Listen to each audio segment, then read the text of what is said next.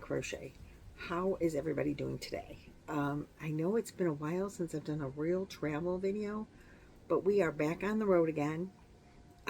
So the hashtag is, I have to read it, it's been so long, our retirement RV journey. So if you want to follow me in our journey now, in the current journey that we are on, seeing the things that we see, just type in that hashtag. Our videos will come up.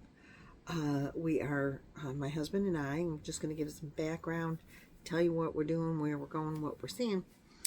In the start of our journey, restart of our journey. We retired in January of 2025. We took off in February, at the beginning of February, in our 28-foot Alliance Delta Ultralight. It's a 234 or RK 234 if you are a camper person. It has a rear kitchen, which I love. Kitchen's along the back wall. And the living space doesn't seem too cramped. From the time we spent 3 months in it, and then we have literally lived in a camper now since February. We had another camper, a larger camper, that we stayed in during the summer from April through October 15th, and the end of April through October 15th. And we sold that one and now just have this one. This is our travel camper. We took off from Ohio. Might get it better with the pen right here. We drove through Pennsylvania. We took off on the 15th. We drove through Pennsylvania, and as I'm speaking, I will put in some really beautiful pictures. We saw Pennsylvania. We drove our little river. It was real pretty. The clouds while we were driving were just really stunning. The sky was beautiful to watch. The trees are turning because it's fall. So there's just a few pictures of that kind of thing. We took a little bit of trip through Maryland and ended up here in Virginia. We're in very rural part of Virginia, but 10 minutes down the road, or maybe 15, is a shopping center. We are staying in Haymarket, Virginia. We drove to, I think it's Virginia Gateway was the name of the shopping center. I do have notes. I have a picture. And there was Best Buy. We went into Best Buy. We went into Walmart. And we went into a UPS store because these are things that we needed to get done. And so we are staying at a campground called, I want to get the full name and get it correct, Green Valley Family Campground. It is at 14004 Shelter Lane in Haymarket, Virginia, which is Prince William County. And we'll get more into that in just a minute. So we are in the greater DC area, just a little out of that, over here. And as I talk, I'm going to put in, hopefully, right now, I'm going to stop and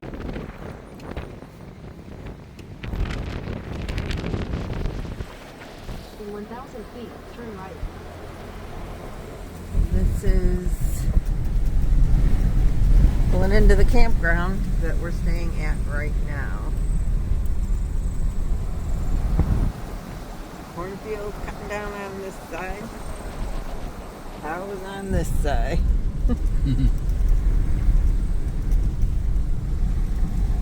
Take the next and line. this is the farm area.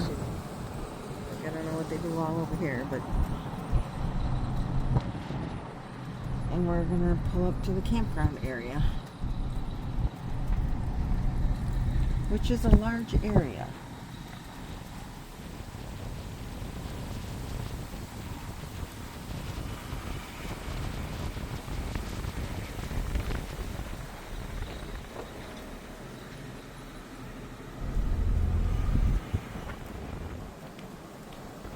view is better on the other side. But up front here, you can see the campers in the background.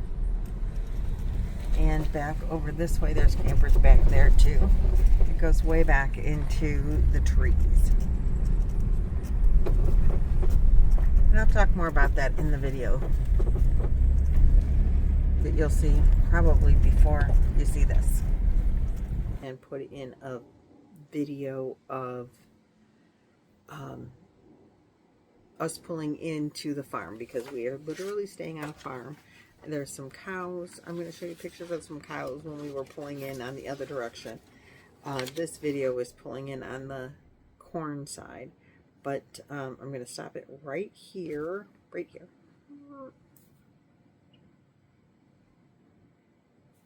And okay, you should have now seen the video of us pulling in. This is a campground map. If you are looking to, I will put the name of this video in a hashtag as well. And so if you want to see what Greenville Family Campground, here is their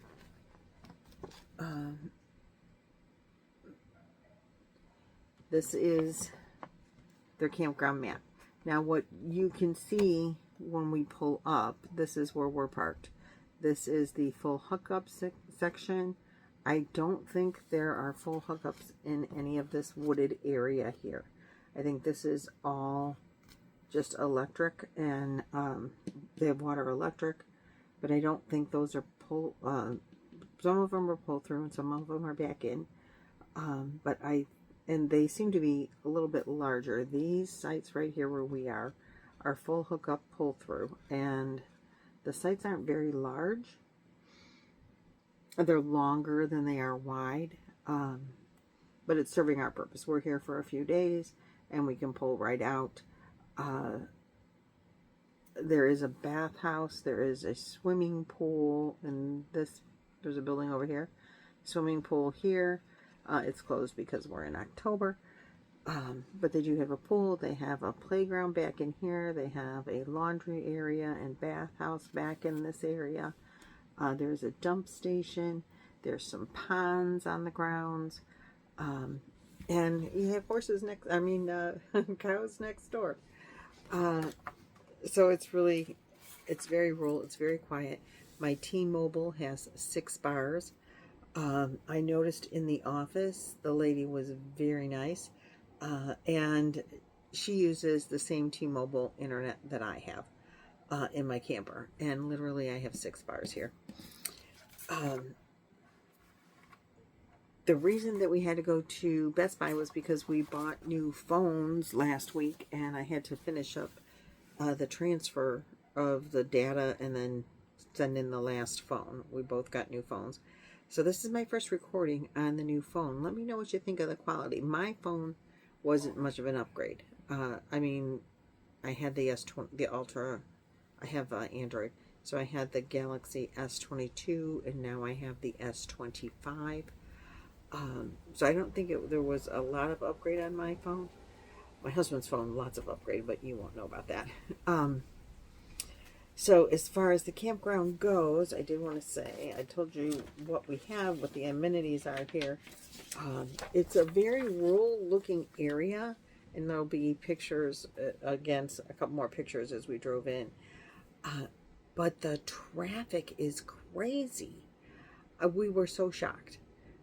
We pulled in, we're driving in these back roads, and the traffic is like lined up at in some places on these, still, like, you're seeing farms and cows and horses.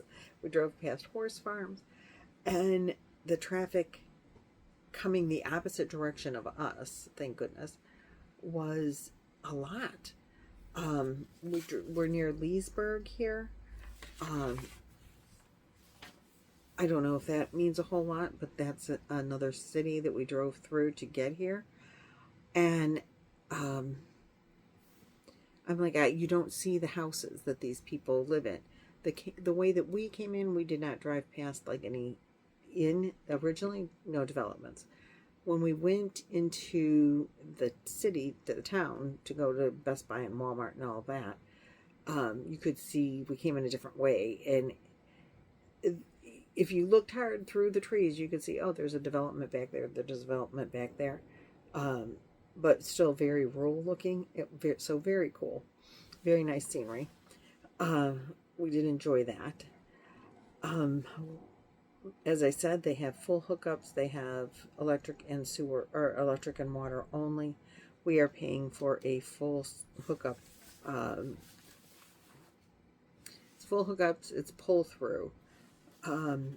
It was very level, even though it's gravel. It was very level, and we kind of are up on a hill. The spot is very level, very nice. We didn't have any trouble hooking up. The amenities seem fine. We are here. We checked in on October 15th. We're here for 3 nights. We are paying $60 a night, which is at the top of the range, really, of what we want to pay. But they do give you a 10% discount as being a senior. So that's what I can tell you about the campgrounds. So far, so good as far as that goes. Did I tell you, they do have a pool. It is closed because it's October. They have a store. Also, I think closed. I didn't see. They have a laundry facility. There's fishing on the grounds. There's a couple of ponds and a little creek. Well, a bigger creek, small river. I don't know what you want to call it. And the fishing, you don't need a permit because you're on private property. So that's cool. We are here mostly because it's on our way. We haven't been here before. And we wanted to see some of Washington, D.C., particularly lit up at night. We want to see the World War II museum monument. There is a government shutdown going on right now, and a lot of things are closed or have limited access. A lot of national funded things. So today, after we did our running around things that we had to do to get that phone situation taken care of, we did go to Manassas National Battlefield. If you've not heard of Manassas, there were 2 battles in Manassas. The first Battle of Manassas is, I think, more commonly known as Bull Run. I am not a war history kind of person. I love to know how people lived and how people survived back then, because I think it's amazing that people could have survived back then, that people could have lived without electricity and heat, that you just push a button and your house gets warm. The hard work of our ancestors in any country, but in starting out this country, is just amazing to me. And the things that they did, the modern times that they lived in, that were modern times for them, it seemed like such difficult times. I would consider difficult times to live in now. I've told my husband a million times, there's no way I could have been on like a covered wagon going across the country. I would have died for sure. I would not have survived. I can't imagine living. I lived in northern Ohio my whole life, and the winters are rough. I can't imagine trying to go through woods that you can't, in the Appalachian Mountains, like here in Pennsylvania and Virginia, going up and down, and there's no trails, and you have to like carve your path in the middle of winter. I can't imagine how those people survived at all. And maybe they didn't travel in the middle of winter and only did that during the summer, which would make more sense. But somebody had to cut the paths eventually, and make roads. And I would not have ever been one of those people. The war parts of our history, I find interesting now, but extremely sad. And so I have a hard time with some of that stuff. But we did go to, I have heard of the Battle of Bull Run. And I learned some things. And so we're going to put some video and some photographs. And because editing Lynette is not so good, and it's a new phone, and I didn't know what I was doing, a lot of the video that I took, I took off my feet because I had the camera off when I thought I was recording stuff, and I had the camera on when I thought I had shut it off. So that being said, there's not as much of the Battle of Bull Run, and with the government being closed, the ranger was actually there when we pulled up, he was putting. We are at Manassas Battlefield in Virginia, and it is a national site. The government's closed, so there's the ranger making sure everything's locked up. And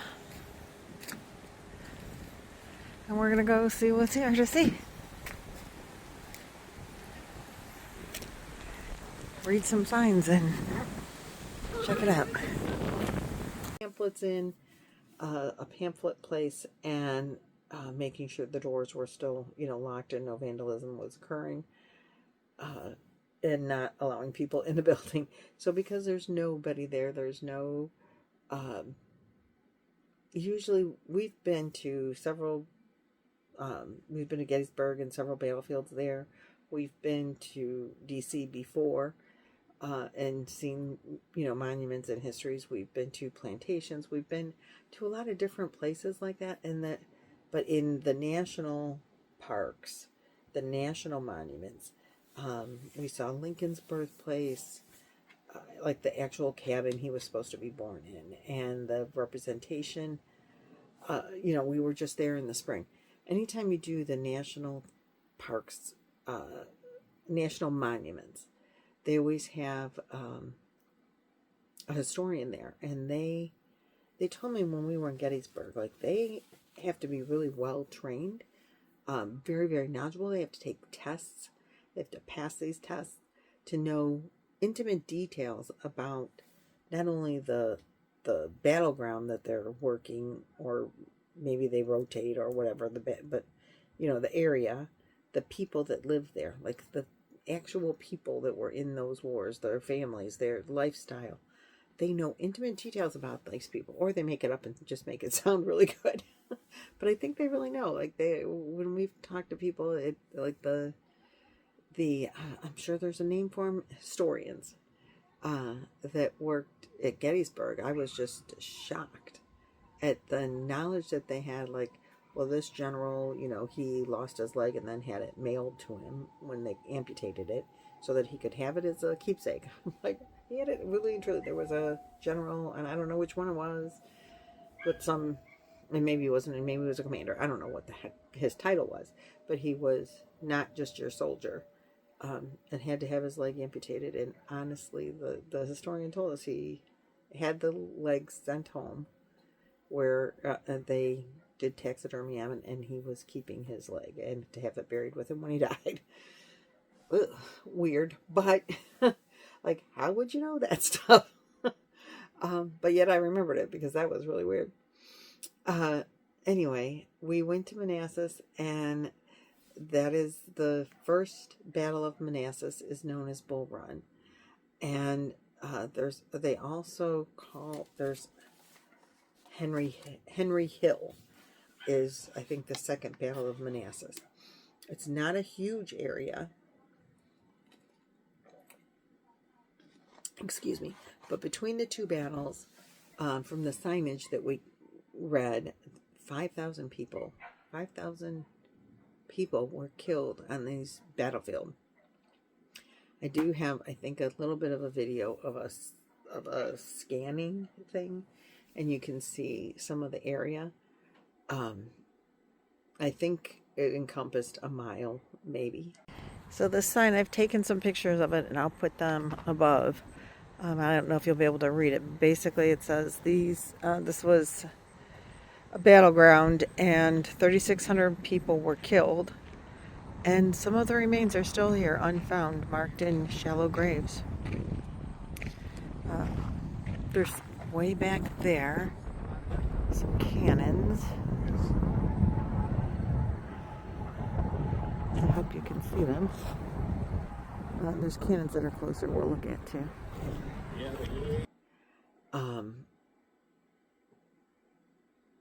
there are monuments there for the first Confederate commander that was killed.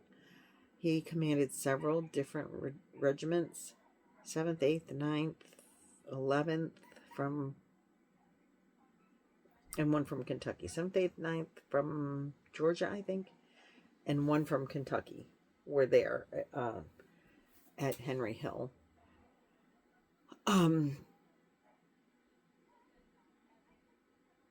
So there's a monument for him there. I can't remember his name, but he is the guy right at that stand where Stonewall Jackson became Stonewall Jackson. And there's a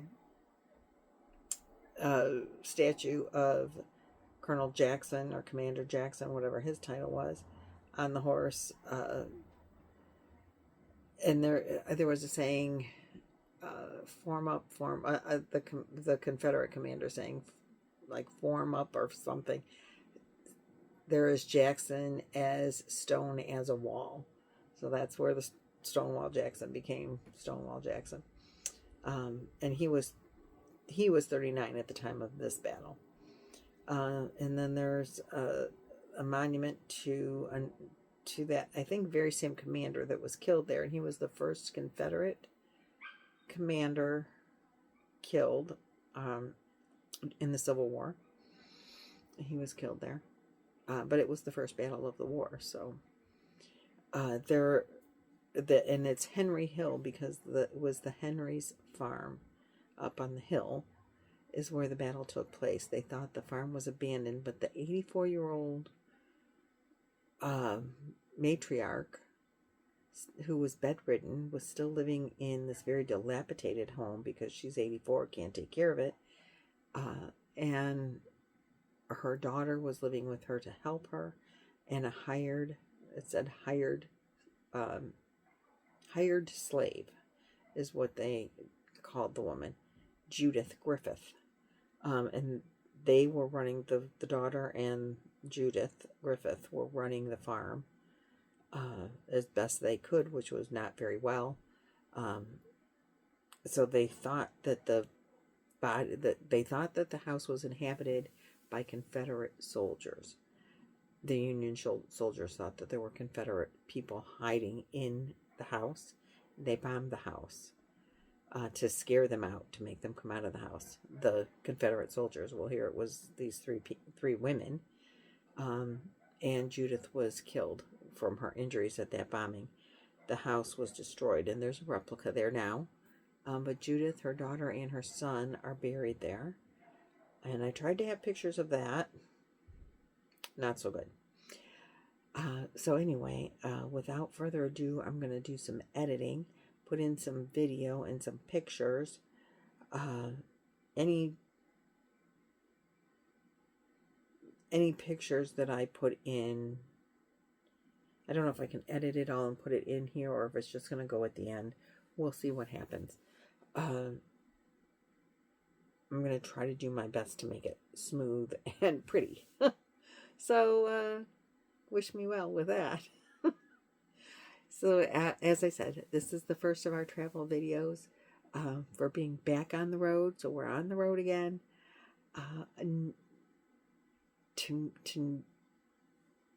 Thursday night is the Boggy Creek unboxing at Jackie's.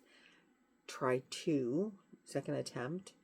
On Jaxie's channel because YouTube blew up last night and we could not video that. I am going to hopefully make another video today, a crochet related video. Tomorrow, which is Friday, we are planning on going into DC and seeing what we can see. And I want to hang out. I want to see if the monuments are lit up at night and at least take video of that. I think we'll probably be driving around ourselves. I'm not sure. It would be nice if we could do a hop on, hop off kind of bus tour, or just any old bus tour, so that maybe people, can tell us what we're seeing. And I will video and take pictures of as much of that as possible, providing, we get to do that. So look forward to that video. I think, like I said, in the past, we've been to DC before. The World War II monument was just begun to be built when we were here last. And so we're really kind of excited to see it. And I'm really excited to see all the monuments lit up at nighttime. And it gets dark early, so that shouldn't be such a problem to do. And so we'll see how that goes. Wish me well with that. And I will see you guys in the next video. So thank you so much for liking, subscribing, sharing, watching. If you are a crocheter, I'm sorry that there's no crochet in this video, but there will be crochet in the next video. And if you are a traveler or just want to see travel videos, I'd appreciate it if you stay tuned and watch some of the crochet videos. But don't feel obligated either way.